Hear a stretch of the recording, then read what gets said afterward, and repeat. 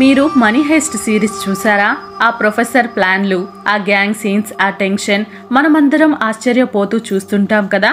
నేను కూడా ఆ సిరీస్కి పెద్ద ఫ్యాన్. కానీ అలాంటిదే ఒక రాబరీ నిజ జీవితంలో కూడా జరిగింది. ఎక్కడంటే ఇంగ్లాండ్లో. ఇది 1963వ సంవత్సరం ఆగస్టు 8వ తేదీ ఇంగ్లాండ్లోని గ్లాస్గో నుంచి లండన్ వైపు ఒక రాయల్ మెయిల్ ట్రైన్ బయలుదేరింది. ఆ ట్రైన్లో ఉన్నది డబ్బు.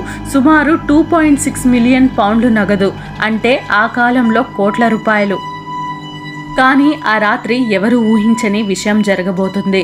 ఒక గ్యాంగ్ ఆ ట్రైన్ మీద దృష్టి పెట్టింది. మొత్తం 13 మంది దొంగలు. వీరికి నాయకత్వం వహించింది బ్రూస్ రెనాల్డ్స్ అనే మాస్టర్ మైండ్. వారికి ఒకే ప్లాన్: ట్రైన్ ఆపడం, డబ్బు తీసుకోవడం, ఎటు వెళ్లారో ఎవరికి తెలియకుండా మాయమైపోవడం. రాత్రి 3 గంటల సమయంలో వారు ముందుగా రైల్వే సిగ్నల్ని మార్చేశారు. గ్రీన్ లైట్ని రెడ్గా మార్చి ట్రైన్ని ఆపేశారు. రైలు ఆగిన వెంటనే ముసుగులు ధరించిన దొంగలు బోగిల్లోకి దూసుకెళ్లారు. ఇంజన్ డ్రైవర్ని కింద పడేశారు. క్యాష్ వ్యాన్లో ఉన్న డబ్బు బాక్సులను విడగొట్టి తమ ట్రక్లో వేసుకున్నారు. కొన్ని నిమిషాల్లోనే ట్రైన్ని వదిలి నగదుతో లారీలో పారిపోయారు. మొత్తం దొంగలించిన 2.6 మిలియన్ పౌండ్లు. అది అప్పటి కాలంలో బ్రిటన్ చరిత్రలోనే అతిపెద్ద రాబరీగా నిలిచింది. పోలీసులు పెద్ద ఎత్తున దర్యాప్తు ప్రారంభించారు. దొంగలు చాలా జాగ్రత్తగా ప్లాన్ చేశారు. ఎక్కడా ఫింగర్ ప్రింట్స్, ఆధారాలు ఏమీ లేకుండా.